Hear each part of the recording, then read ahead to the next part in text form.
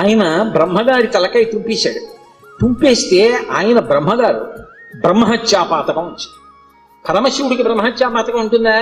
ఆయన విధికి నిషేధానికి అతీతుడు. కానీ లోకంలో శివుడే చేశాడు కదా, మేమెందుకు చెయ్యకూడదని రేపు పొద్దున్న తెలియక జనులు బ్రహ్మహత్యా దోషం చేస్తే కట్టి కుడిపేస్తుంది. అందుకని దాని పాపం ఎంత కఠినంగా ఉంటుందో చూపించడానికి తాను బ్రహ్మహత్యాపాతకం పోగొట్టుకోవడానికి చెయ్యవలసిన ప్రాయశ్చిత్తాన్ని చేసి చూపించాడు. ఆ తల వచ్చి అంటుకుంది పుర్రె.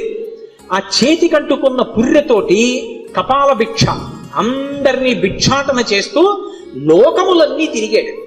తిరిగి తిరిగి తిరిగి తిరిగి ఒక రోజున వైకుంఠానికి వెళ్ళాడు. అబ్బా, ఇటువంటి అతిథి ఎక్కడ దొరుకుతాడు?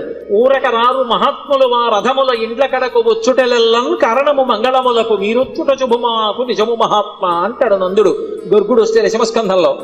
అలా గబగబా పరిగెత్తుకొచ్చి లోపలికి పిలిచి శ్రీమన్నారాయణుడు లక్ష్మీదేవి కూర్చోపెట్టి ఆయనకి ఆతిథ్యం ఇచ్చారు.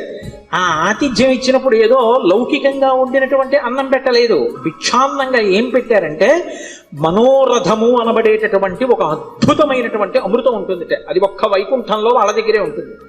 ఆ అమృత రసాన్ని పెట్టారు. పెడితే ఆ అమృత పాయసం ఆరగించి లక్ష్మీ విష్ణువుల చేత అర్చింపబడిన వాడై బయలుదేరాడు. అన్ని లోకాలు తిరిగి తిరిగి తిరిగి తిరిగి కాశీపట్టణానికి వచ్చాడు. కాశీపట్టణంలోకి ప్రవేశించగానే చేతికున్నటువంటి బ్రహ్మకపాలం మూడి కింద పడి బద్దలైపోయింది.